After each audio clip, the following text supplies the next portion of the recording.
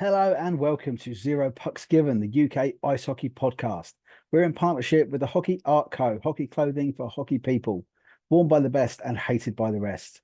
Listeners to Zero Pucks Given get a 10% discount on everything site-wide at hockeyartclothing.co.uk. Just enter the code ZP10 upon checkout and you will get your discount. There is loads of new things coming onto that website across April, new t-shirts, new hoodies, new hats. So keep your eyes on all the Hockey Art Co socials and on their website. And then when you see something you like, make sure you use the code ZP10 and you'll get your 10% off. We are also in our extended month with sponsorship with Manscaped, redefining the gentleman with top of the range male grooming products. Listen out a little bit later for a video of me going through the products and what they do. So a few more details about Manscaped, but you can get 20% off and free shipping of all Manscaped products from manscaped.com when you use the code 0pucks20, all caps, all one word, 0pucks20. And we are also on the Sports Social Podcast Network, the biggest sports podcast network in Europe, boasting some other top hockey podcasts such as British Ice Hockey, Elite, and A View from the Bridge. Right, this is episode 95. I'm Ben. Welcome along to Zero Pucks Given. We've got the match reports from this weekend's games as the league season comes to an end across the conference structure. This final weekend gave us 7 games, 3 on Saturday and a full programme Sunday to dissect. But before we get to those, we have news from the Britton division. After last week's announcement that Elliot Moran was retiring at the end of the season, MK Thunder have announced his successor is former Nottingham University coach Will Fry. So good luck to Will for the challenge ahead in MK. There was also some DOPS news in the Britton division. Slough Jets will be missing Harry Hatfield for 5 games, 3 for fighting third man in, plus 2 for surpassing 10 penalty points. So by my calculations, he will not be available until the playoff final at the earliest. And Oxford City Stars will be missing Jake Williams for 3 matches for fighting third man in. So again, by my calculations, he won't be available until the second leg of the playoff quarterfinals. Other news that I've received this week is that there will be a live stream from the Britton and Wilkinson playoff finals weekend at Ali Pally. So if you are unable to make it to the Palace, and believe me, after the playoff quarterfinals weekend, it will sell out. Fear not, it will be available to watch online and we'll have commentary on all 6 games from Chris Beale and myself. A huge opportunity for me, and I'm truly thankful to everyone involved for making it possible. Being a sports commentator has been a lifetime ambition for me, so I'm incredibly excited to be a part of it. And to be doing it with Chris Beale as well, who does the Stretton play-by-play on Twitter and is also experienced commentator. That does obviously mean, though, I will be spending most of my day in the commentary gantry, commentary area, but I still want to get as much content as possible for you all from the weekend. So if I'm unable to get any pre or post-match chats with the coaches or the players, they can either come and find me on the commentary gantry and we'll absolutely record something, or my little roving reporter will be out and about in the rink getting all of the good bits. My daughter Jocelyn has volunteered, so she will be getting the pre-match thoughts from the coaches and the players as and where they are available. She's really looking forward to it. She's really excited for it. She'll have a Zero Pucks Given hoodie or jumper on, so she'll be quite obvious in what she's doing, and she'll be hopefully getting all the details for that so that we can get some episodes out during the playoff weekend. Especially as the way it's kind of rolling through, I think that the finals, the actual final day, that will be episode 100. So what a brilliant way to top that off. What a great way to sort of celebrate the anniversary. I do really hope that you enjoyed last week's episodes. The interview episodes particularly, I felt were really intriguing. Katie Dad, firstly, what a great sport. That's a kid that just enjoys playing the game, and that was so obvious in the way that she talks about it. What a fantastic guest she was. And then to the other end of the spectrum, the Nick Rothwell episode, incredibly raw, candid, honest and emotional. Really great episode. I really hope you enjoyed it as much as I did. And any of you players that liked what Nick was telling us about what he's doing now and you want to get involved, the details are all on the social media post that I put out about the episode on Facebook and on X, or you can contact Nick directly if you want to find out a little bit more about the Stick Together tribe. for UX players to give yourself some support as you go through your careers, whether you're still playing or whether you're finishing or just finished. It's all there for you. Right, with the news and bits out the way, let's get to the action. And we start, as normally where we can, at Planet Ice in Gosport. The Buccaneers were in town as the oldest player in the NIHL structure comes up against some of the youngest. Romford slightly shorter bench than they would have liked, and as is normally the case on the smaller pad, a lightning start saw the home side take the lead early when Cole and Peacock assisted Liam Coleman to make it 1-0 on 25 seconds. There were penalties for both sides on 4:52 when Harry Cloutman sat for 2 for roughing and Donald Campbell was given 2 for charging. The home side doubled their lead on 7:38 when Pitts and Peacock assisted Liam Coleman for his second, making it 2-0. The visitors pulled one back just after the halfway point in the period when Dervish assisted Shea Woolmore to make it 2-1 on 10:30. The Bucs were on the power play after Mark Pitts sat for cross-checking on 11:17, but the Devils killed it off and saw it through to the buzzer. Into the second, and the home side again started fast as Peacock and Cole again assisted Liam Coleman for his hat-trick on 20:36. The Bucs kept it close though as Dervish and Caps assisted Kobe Grenell Park for 3-2 on 22:48. On 27:26, it was a tied game when Brindley Caps went unassisted, making it 3-3. As the period drew to a close, the Devils pushed hard and retook the lead just before the buzzer on 39:56 when Murray assisted Liam Coleman for his fourth of the night, making it 4-3. Into the third, and astonishingly, history repeated itself as Coleman made it a 5-goal show, again assisted by Cole and Peacock on 40:31, making it 5-3. The Bucs then had to kill a Joe Tamalin penalty for holding on 42:53, which they did very well. However, on 47:22, Murray and Cole assisted Mark Pitts to make it 6-3 to the Devils. The final 5 minutes were spent on a penalty kill for the Devils after Jack Peacock received a 5-minute major for charging on 55:13, but the sides were evened up when Nathan Long sat for holding the stick on 57:54, and with the team's 4-on-4, Perella Fox assisted Steve Osman for 7-3 on 59:46. A solid win for the Devils, Liam Coleman hitting great form in time for the postseason. Man of the match performances for Aaron Taylor and Brindley Caps, as the Devils will head to the high road and the Bucs will head home to face the Thunder. The City Stars headed to the Chieftains for a dress rehearsal of next week's playoff quarter-final, and a lively start to the game saw both Czech and Lauday in action, but it was the home side that drew first blood when Faye and Porter assisted Ollie Baldock for 1-0 on 4:44. The Stars hit straight back from the restart with a goal from young Ethan Taylor, assisted by Stevens and Costal, making it 1-1 on 5:31. The home side retook the lead soon after when Cam Bartlett and Huggett assisted Grant Bartlett for 2-1 on 6:57. More chances followed, with Czech clearing one off his goal line, and a family affair as Jordan Lauday stops Matthew Lauday from equalising a couple of times at the other end.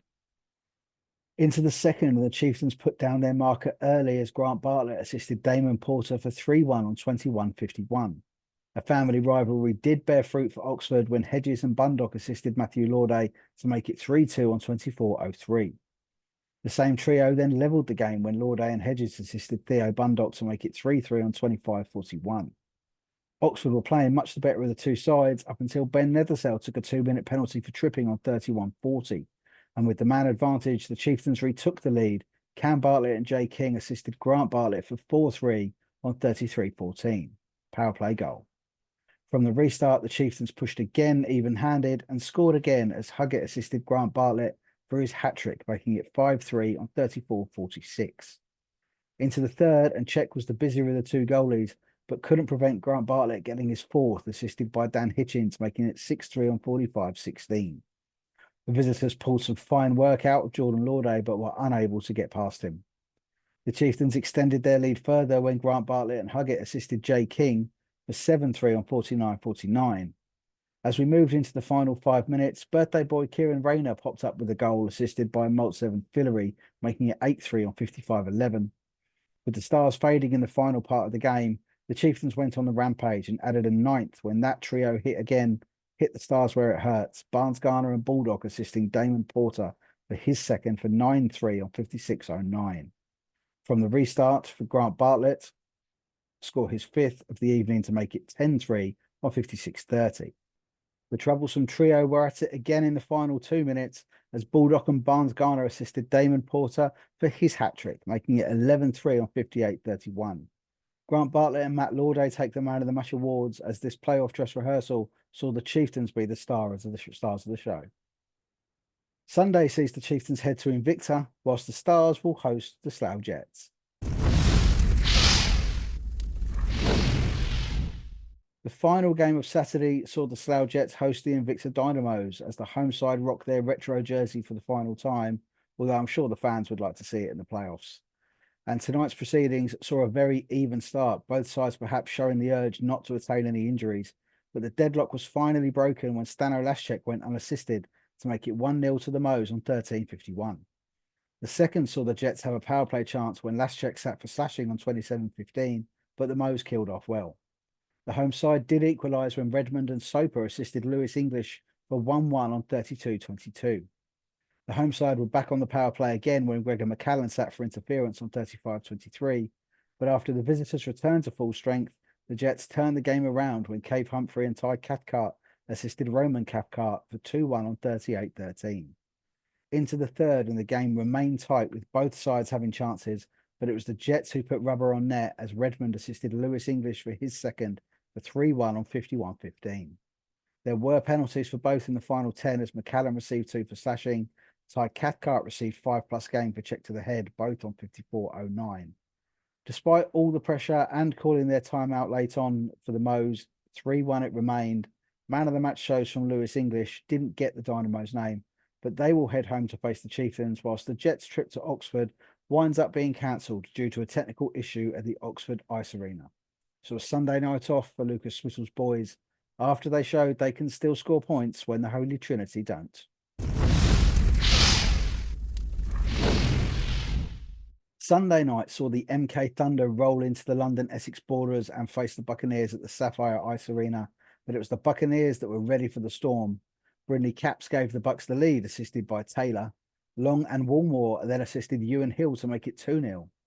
The second saw Grant assist Shea Woolmore for 3-0 before the Thunder pulled one back, just before Hill and Dervish assisted Brindley Caps for 4-1. Into the third, and Caps and Hill assisted Artem Kazaks for 5-1. Phillips and Hill then assisted Nathan Long for 6-1, and before the third was out, Brindley Caps completed his hat-trick, assisted by Hill and Kazaks for 7-1. The Thunder pulled one back, making it 7-2, but an impressive home victory for the Bucs will go into their quarter-final with Slough in great form and good spirits. After the game, Bucs head coach Jason Buckman gave his thoughts to ZPG. Yeah, mixed weekend of results for the Bucs. Away in Solent Saturday, and never an easy rink to get going in, with it being the size it is. It was good to get some of the young guys some ice time over the whole of the weekend, really. But yeah, going down 6-3, got the game back to 3-3. I thought we was in a good spot, but a few mistakes, gave away a few goals. Sunday, again, a chance to get some of the young guys some ice time and give them some opportunity, and maybe mix the lines up a little bit. Rest a couple of guys also. Good win against MK at home, 7-2. So now we just start preparing for Slough in the playoffs this weekend. Hopefully have a good hard training session, and we look forward to that. Sunday saw the Solent Devils head to the home of the treble champions as Milton and Taylor led out their respective sides, and the Red Hawks dominate the opening minutes and take the lead when Beasley and Watt assisted Luke Brittle to make it 1-0 on 3:38.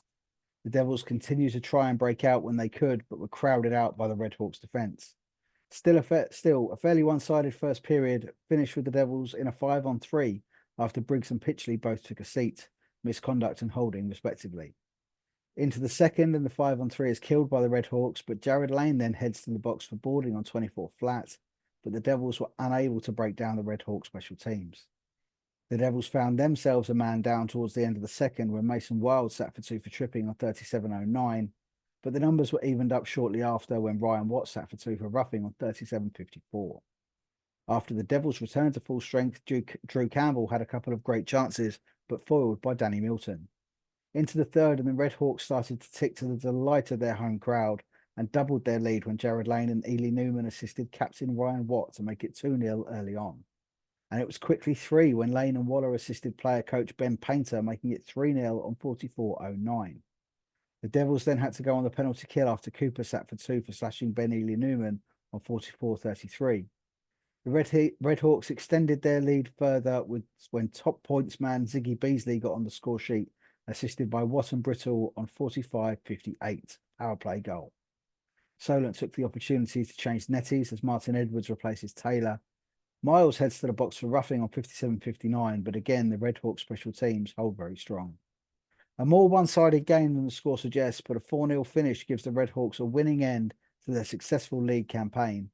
And after the game, Red Hawks player coach Ben Painter gave his thoughts to ZPG. Yeah, going to the last weekend of the regular season, only a single game on the Sunday. Our game against Milton Keynes on Saturday was cancelled due to them not secure a nice time. But yeah, we go into that game against a Gosport team that we've had quite a bit of success against this year. And I wanted to make sure that we were keeping that train rolling and don't really give them a sniff. We know full well that there's a chance that we can see them in the semi-finals if we both qualify for the semi-finals, and that will be the matchup. So there's an element of not letting them have any momentum going into them playoffs and really just playing our game and sticking to what we do. Again, we've worked on a lot of things in practice the last couple of weeks, and it was good to see the boys really implement those things and make sure that they were spot on, and I think they were. And I think it was one of them games that I think we controlled large parts of the period. I think the first period Solent only had 2 shots on net, which showed how much sort of possession we had. Second period was a little bit more even. They had a couple of power plays, but yeah, ultimately third period we really did sort of find our gear and sort of pressed on from there, scoring 3 goals to get a 4-0 win on home ice. So yeah, no, I was pleased. It was good to finish off the regular season with a win and really sort of take some momentum into the playoffs. And obviously we had the league trophy and the Britton Cup trophy presentation that night as well. So you always want to do that after a win as well. So it was good to get our hands on all 3 trophies. And yeah, hopefully we can march on now, and the aim is to make it 4 come playoff time. We're looking forward to playoffs. It's good to have some real competitive games back. Obviously the last couple of weeks have been just sort of building towards the playoffs now, and yeah, we're ready to go and we're excited for it. And after the Devils finished their league season and now look ahead to the playoffs, Devils player coach Alex Murray gave his thoughts to Zero Pucks Given. After a weekend off, it was a mixed weekend for the Devils. This past weekend, I think, going into Saturday against Romford, as I've said in some interviews since the game and in the build-up towards it in my pre-game notes, that we kind of owed Romford a game this year. We're pretty confident at home against them most of the time, but away from home we've not been good enough. And so I said to the guys, we need to put performance in, and then we started well. I think we scored in the first shift, first 15 seconds or something. I think we scored in, but never really got away from them in the first period and a half, 2 periods, and they kept pushing back. They've got some great youngsters, as everyone is talking about. The likes of Caps and Tomlin are some really exciting players there, and they didn't go away. Credit to them, and I think in the end our experience finally showed through. But it hasn't been the case against Romford every time we played them this year. But Liam Coleman had a great game, 5 goals. I think the first 5 goals of the game for the Devils, and we saw that game through 7-3, and it meant that we were then taking all of our focus then towards the Streatham game, and we hadn't beaten them this year, the only team that we hadn't beaten yet this season, and we really needed a positive result if we're going to progress anywhere past the quarters. Semi-finals is going to be where Streatham will be waiting, and we owe those. Again, I think we've had a good couple of performances, but no result, and game started pretty close. And whilst they were always going to dominate the lion's share of possession, I think Aaron played well defensively, trying to keep shots to the outside. If they did get inside, that's when they scored, their first one. But going into the end of the first, I think we had a 5-on-3 again against Streatham, due to their penalties that they always seem to get. And once again, we didn't capitalise. If a team's going to take penalties like Streatham do and you don't capitalise, it's a waste. And the second game against them this year on a 5-on-3 that we've not capitalised on, The second we were okay. We had a few more power plays, had some penalty kills, which was good. I felt we played a bit better in the second, and then it's all to play for, 1-0 going into the third, and I think we got a bit tired and we got a bit lazy, and they showed what a good, positive working power play is when they scored, I think, 2 or 3 in the third on the power play and killed the game off. And obviously disappointed, but they're a good team, and congratulations to them on their league and cup success this year. And we've now got to turn our attentions towards Invicta, and we've got a massive quarter-final ahead of us next weekend, and hopefully we make it to the playoff weekend the weekend after. The final game of Sunday then, due to the cancellation of Slough versus Oxford, was the Dynamos hosting the Chieftains in the final Britain Cup match for both. With both sides missing talismanic players in Laschek and Lack, but both having strong rosters too. Ryder and Ray lead out the teams as the Chieftains struck first as Barnes Garner and King assisted Damon Porter to make it 1-0 on 4:46. A holding penalty for Eden Rolfe sees the Moes on the power play, and ultimately an equaliser for the Moes as Chard and Springer Hughes assisted James Lamy to make it 1-1 on 6:29. The visitors retook the lead when Jameson and Barnes Garner assisted Damon Porter for his second, making it 2-1 on 12:07. Just a minute later, and the home side were back on terms as Strawson and Oliver assisted Gregor McCallan to make it 2-2 on 13:38. There were penalties for both sides after the goals as TJ Fillery took 2 for charging and Regan O'Neill took 2 for roughing, both on 14:42. An entertaining and well-fought first period between these two, as always. Into the second, and Aaron Strawson took a 2-minute penalty for hooking on 26:54, seeing the visitors back on the power play, and they took advantage when Grant Bartlett assisted Damon Porter for his second hat-trick of the weekend, 3-2 on 27:58 power play goal. From the restart, the Chieftains extended their lead when Kieran Rayner scored unassisted to make it 4-2 on 28:22. A slashing penalty for Dominic Ray saw Eden Rolfe sitting in the box on 33:12, but the Moes failed to penetrate the Chieftains special teams. Into the third, and a good start from the Dynamos saw them pull a goal back when Springer Hughes assisted O'Neill assisted Brandon Chard on 42:22 to make it 4-3.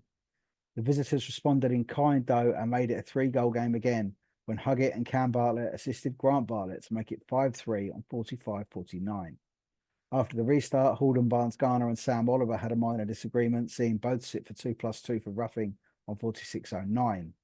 After those penalties expired, Chard was given 5+ game for interference, whilst Chelmsford saw Huggett and Rolfe receiving 2 for roughing, and Rayner receiving a game penalty for leaving the bench at 48:47.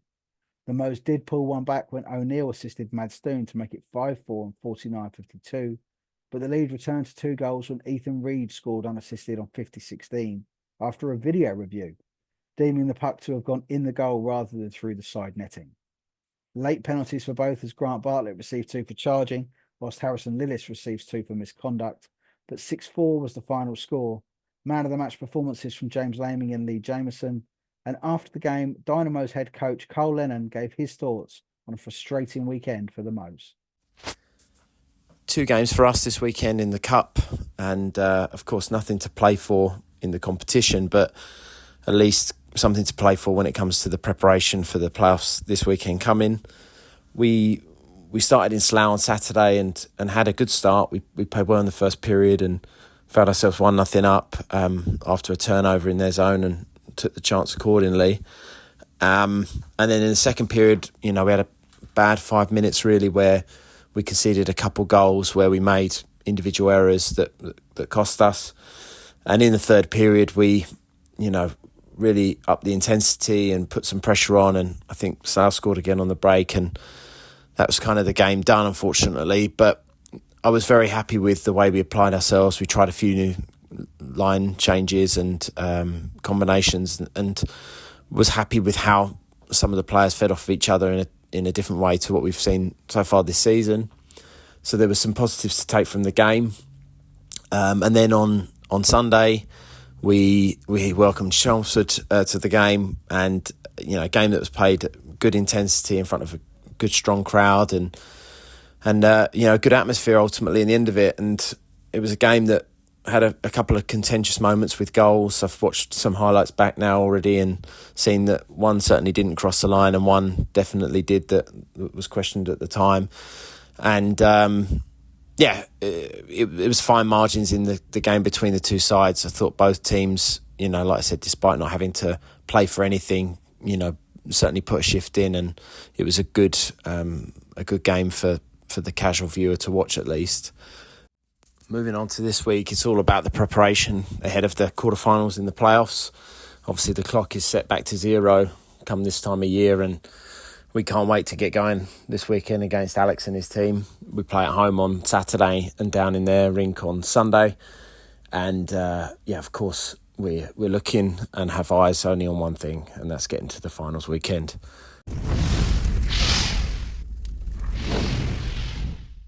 Well, that is it. The NIHL 1 South Britain division is over, and we now move into the postseason playoff quarterfinals. But after an action-packed weekend with goals everywhere, let's have a look at this. Hi, it's Justin Wong, Kenny Wu from the Muddy Ducks, presenting Zero Pucks Given Britton Division Player of the Week. Player of the Week, then. Well, what a spectacular weekend for some of the most reliable point scorers in the division. Huge special mentions to Brindley Capps, second hat-trick in 2 weeks. Liam Coleman and Grant Bartlett, both with 5-goal hauls on Saturday. But finishing the weekend with 6 goals, a hat-trick each night, 1 assist in a 4-point weekend, all with family over here watching from Canada. This week's Player of the Week is Chelmsford Chieftains' Damon Porter. Because we all just wanna be big rock stars and live in hilltop houses driving 15 cars. The girls come easy and the drugs come cheap. We'll all stay skinny cause we just won't eat. And we'll hang out in the coolest bars and the VIP with the booze. So under the assumption that Oxford versus MK and now, of course, Oxford versus Slough in the Britain Cup will be awarded as 0-0 ties with a point each, let's have a look at the final tables. Top of the pile, your league champions, South Cup champions and Britain Cup champions, the Streatham Redhawks. Played 28, won 22, lost 3, 2 OT losses, 47 points, scored 146 goals, conceded just 53.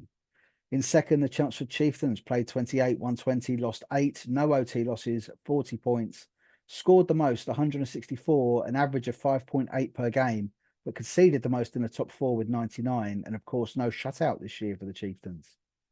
In third, the Slough Jets with an identical record of play 28, 120, lost 8, 40 points, scoring 148 and conceding 96. Completing the top 4 are the Solent Devils with a record of play 28, 117, lost 10, 1 OT loss, 35 points, scored 131 and conceded 97. In fifth, the Invicta Dynamos play 28, 115, lost 10, 3 OT losses, 33 points. Scored 132 goals and conceded 105. Sixth place are the Romford Buccaneers, having played 28, won 9, lost 16 with 3 OT losses, scoring 125 goals and conceding 133, so only a difference of -8. In seventh, the Oxford City Stars played 28, won 5, lost 20, 2 OT losses, and we assume 1 tie. 13 points, scoring only 67 goals, averaging at only 2.4 per game. And they did score 13 in 1 game, so the goals have been spread pretty thin for the Stars. And finally, in 8th position, the Milton Keynes Thunder played 28, won 2, lost 24, 2 ties, both due to lack of ice availability. Scored 37, an average of just 1.3 per game, but conceded 222, averaging at 7.9 per game. So that league table then gives us our confirmed playoff fixtures that are coming for you next week, the Easter weekend. And the fixtures in the Britain playoffs are as follows. Saturday, the 30th of March at the Sapphire Ice and Leisure Centre in Romford, we have a repeat of last year's quarterfinals, and man, were they exciting games. So a 5:15 face-off for Romford Buccaneers versus Slough Jets, with the Sunday night return at the Hangar at 6:30 p.m. 5:30 p.m. face-off at the Riverside as the Chelmsford Chieftains host the City Stars. Round the wrong way this tie due to the ice availability at Chelmsford, so the second leg is at the Oxpens on Sunday at 6:15 p.m. Planet Ice Gillingham for the first leg of Solent Devils versus Invicta Dynamos at 5:45 before both teams head to the South Coast to hash it out on Sunday. What an incredible tie this could be, a 5 p.m. face-off on the Sunday at Gosport. And the MK Thunder will host the Streatham Redhawks on Saturday at the Thunderdome, 7 p.m. unconfirmed face-off time, before all roads lead to the High Road for the second leg, facing off at 6:45 on Sunday. After this weekend's incredible action, we will then know the final four that are going to head to the iconic Alexandra Palace to play for the Britain playoffs. But they won't be alone. Oh no, of course, this year's showpiece event is a joint affair, and we will also see the best four teams from the Wilkinson division as they play out their quarterfinals over the Easter weekend. It's a one-game shootout at the Spectrum on Saturday night between the newly crowned league champions, the Guildford Phoenix, and the Solent Junior Devils. Winner takes all on one night. Anything can happen there. The Haringey Huskies, they will be eager to make the showpiece as it is happening on their home ice, and they will face last year's playoff champs, the Invicta Mustangs. Peterborough Phantoms 2 will face the Cardiff Fire over 2 legs, and finally the Basingstoke Buffalo will face the Bristol Pitbulls 2. What a story that could be for the Buffalo, who, if they were to make it, will be roared on by all the Bison fans as well, I'm sure. If you would like to volunteer at the playoff finals weekend to sell programs or 50-50 tickets, just getting involved with the England Ice Hockey sort of events team, they're still looking for volunteers. So you can contact Danny Perchard either on social media or through the contact page on the England Ice Hockey website if you would like to volunteer. They are offering lunch. So normally good food at Ali Pally, to be fair. Another thing with the Ali Pally thing is the parking, that if you're heading up there, I know that some people have kind of said, oh, there's a sold out concert on in the other side of the room. There is Underworld, of Lager and all that. They are playing in the other room at Ali Pally, but that doesn't start till sort of late at night. So, if we're coming there for the whole day, I'm pretty sure that we're going to get the parking first. So shouldn't be too much of a worry about that. And then if the hockey gets done early, we might be able to sneak in there for a little rave as well, which would be quite funny. But obviously, such a fully packed schedule on that Saturday. I think 10:30 onwards. It's just going to be ice hockey all day. It's going to be absolutely incredible. Hopefully, I'm going to keep my voice in check throughout the day. As obviously we have 6 games to talk about, so really, really looking forward to doing that. A massive thank you to you all for listening. Thank you to the coaches for providing their thoughts.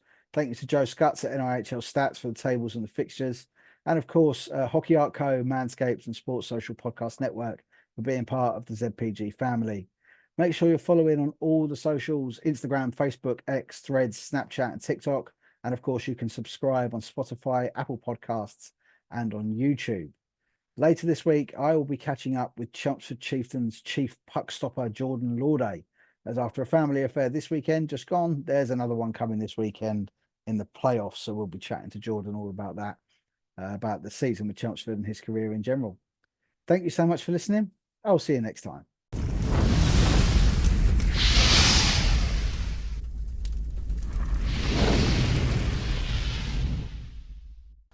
Hey guys, it's Ben from Zero Pucks Given. We've had our sponsorship with Manscaped extended by 1 month. So you've got 1 more month to get your 20% off and free shipping on all of Manscaped products from manscaped.com. As you can see from this before picture, I know I look like someone who used to be in good shape. I'm a little bit of a gorilla. I'm quite a hairy guy. So I took the Lawnmower 5.0 into the shower, and then with the interchangeable head, you take the long hair off with the clipper head, you flick it off for the razor head, and then you take the short hair off. And considering how hairy I am, this is the outcome. I think that's pretty darn good. Of course, once of there, it looked like a bit of a plucked chicken. And you kind of go all the way down, use the skin safe razor blade, the clipper blade, and that downstairs to get all of that cleared off. And then when you're done, you use the crop soother and the crop preserver, which is like a deodorant for your balls. Stops any of that sweating, any of that chafing if you're sort of driving a lot, sitting in a van all day or something like that. Or even if you're being active, going to the gym or training or anything fitness wise, it stops from all of that rubbing and chafing, particularly when you wear the Manscaped boxers that are also in the picture, as they've got a nice sort of silk pouch at the front, which keeps you all feeling nice and fresh. So then after that, I've used the weed whacker to get all the hairs around from up my nostrils and in my ears, which as you get older, trust me, they all start to appear out of nowhere. And then I've used my moisturizers with a little bit of bulldog stuff actually, to just on my head after I've shaved that with a razor blade. You can get a Manscaped beard trimmer as well, which is it's something I'm definitely going to look at. It's got a lot of different attachments on it, so you can sort of do the lines in your beard and sort of skin fade it down, which is a really, really good product. I'm hoping I might get hold of one of them quite soon. So yeah, I think these products are absolutely brilliant. I do not put my name to anything that I don't like, and as you can see, I use them and I think they're great. So use the code 0pucks20, manscaped.com.